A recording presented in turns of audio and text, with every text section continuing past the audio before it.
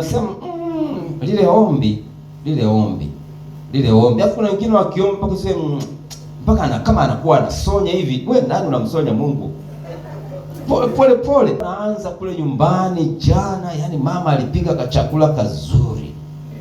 Sasa mke wako alipika kachakula kazuri, unatuletea kanini? Hapa kuna mtu amekuja, leo ni siku ya Sabato, mara ya mwisho amekula kachakula kazuri Jumatano.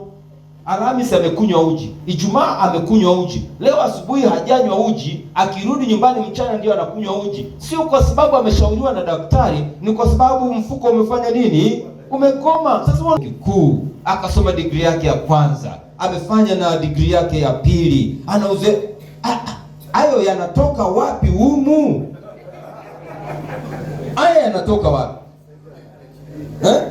Kuna watu fulani, unajua kuna watu fulani ambao wamefanikiwa sana, lakini huwezi ukasikia hata chembe. Ameamua tu kuwa mnyenyekevu ili kuinuliwa. Iangalie ibada ilikuwepo, watu walilishwa neno, au mhubiri alikuwa anapiga tu story? Ibada ya maombi ilikaa vizuri. Kitu kingine cha kuangalia, tumesema ibada ya waimbe watakuwa bado wanakumbuka, sio wamesahau. Wapatie nafasi ya kuimba wakati wa matoleo, alafu angalia aliyeshika bahasha. Wakifika 5, basi mnaelekea kupona. Wakizidi 10, mmeanza kupona. Kwa hiyo wakati wa matoleo tunasema kanisa lote lifanye nini jamani? Liimbe nyimbo za kitabuni, watu waimbe na kumtukuza Mungu. Itumie.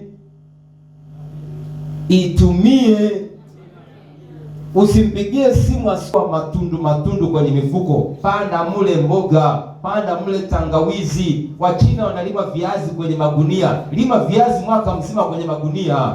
Usiniambie pastor mimi sina shamba. Lima mle. Habari ya tai ni siku kwaya imeitwa kwenye tukio. Habari ya tai ni siku ya Sabato. Katikati ya juma chacharika. Kuna siri 4 za kupata hela.